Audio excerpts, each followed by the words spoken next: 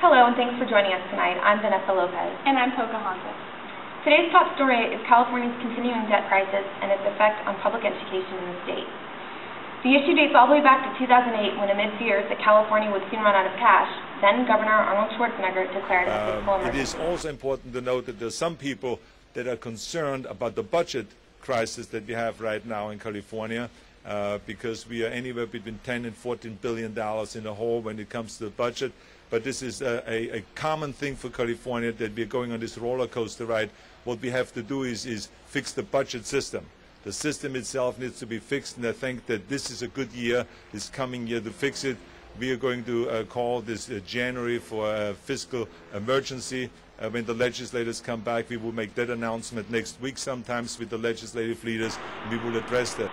While many Americans watched this announcement as it played out on TV, it was just a matter of time before the effects, including deep cuts to education, were felt by millions of Californians. Joining us this morning in the studio is John White with an update on how one school in the Bay Area is dealing with the effects of the cuts. Thank you, Pocahontas. The students at Solano Community College are angry after learning that summer school taxes will be cut. About the budget cuts, how have you been affected on Solano College? I think it's terrible, especially, I mean, I understand the economy right now and what's going on, but there's so many people who are unable to go out to another college. It's just not possible. Like, they can't afford it. It's just inconvenient. They need to stay here in the area, and I think it's terrible. I mean, Solano College offering these courses, it's such a great thing for the area. I mean, it's so much cheaper than a full university. You get the same kind of education, and I mean, it's a really big loss. So, when it comes to this school, a lot of classes have been cut, and it is putting a lot of students behind. With all these classes being cut, for some of us, we can't even continue on. Like, if I was to finish, I might even have to spend 1 to 2 more semesters here. There's nothing wrong with that, but then it's time. For students, we want to get in, get out, and we want to already get into the working world. But then as students, you know, we're stuck here with all these fees, all these other things, and life just keeps on going. But what can we do to fix it? I have no idea. I can say that if we contact all of our, if we remind everyone to continue to get their word out, to speak their minds on November when the ballot comes out, and if there's anything that supports our education, which there is, I believe there is. I believe there is something that did pass that will be on the November ballot. Hopefully, if we remind the students that if there's a way that we can gain another fund to support our education here, and especially Solano, it'll just support us, and that's exactly what I would want for the school.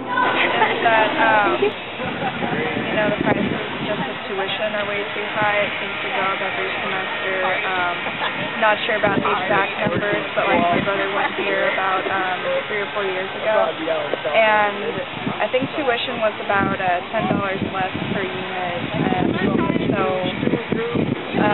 right now it's becoming unaffordable even to go to community college, and a lot of us are coming here because we can't afford like a UC or CSU. And as for summer school, I mean, we have the money to fund that, and a lot of us, you know, we were going to be able to graduate if we got those summer classes, so there's really no reason for it to be canceled. And you know, a lot of us are transferring to other schools because of that, so I think Solano is actually losing more students through doing that than they are saving money, so I just think I mean, I'm no expert, so I don't know what should be done to prevent classes being cut, but I know personally summer classes are affecting me because I need to take certain classes this summer that aren't offered in the fall because of practice times I have to take for sports. So not having summer classes is delaying me getting my AA, which I have a limited time to do with my eligibility for athletics.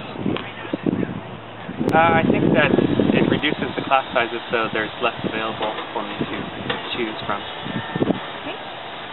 And from that, it condenses the amount of time. It may expand the amount of time that I'm able to go to school, so it will elongate the time that I need to transfer. The budget cuts make it harder for me to get what I need because as an English major, most of the classes that I need are only going to be offered every like 2 years.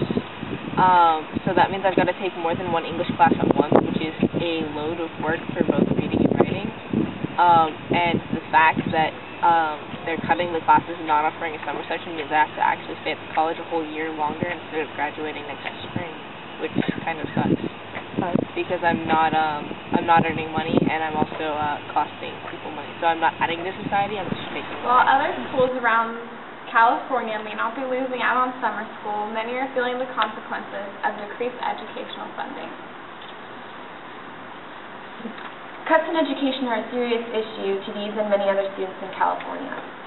Many are left wondering how they will afford going to school. Governor Jerry Brown may have the answer for millions of Californians after unveiling his Schools and Local Public Safety Protection Act of 2012. Video. Governor Jerry Brown's revised spending plan depends to a large degree on winning legislative and voter approval of temporary tax extensions to avoid deep cuts and to pay off extensive debt. Now, what I'm saying is the wall of debt has to be brought down. My plan does that. The alternative is to increase the spending, increase the debt, and ultimately increase the cut. Brown's plan would put off an income tax increase for a year and would preserve the state's enterprise zones. It would also protect public education from an estimated $5 billion in cuts. But Brown did not spell out in detail what the consequences would be if the tax extensions were to fail either in the legislature or at the ballot box. I'm not going to give the Republicans a roadmap to ruin. I've given them a roadmap to success. And that's what this May revise is. Republicans shrugged off the governor's warnings. Those walls of debt have been forever. Of course we're concerned about those walls of debt. Indeed we are. But some of them are kind of crafted to justify his tax increases. Don't cut us! Don't cut us! The legislature has already agreed to $11 billion in cuts. Democrats warned today that more cuts to schools and public safety are at stake. The numbers do not lie. It's the start of negotiations for what Brown terms the blueprint, and now, you know, the other architects will start to screw it up. If the governor's plan is passed, the budget deficit will decrease, lowering cuts to education and allowing students to continue going to school. And that's it for us here this morning on Channel 145. We'll see you back here tonight. Thanks. Good morning.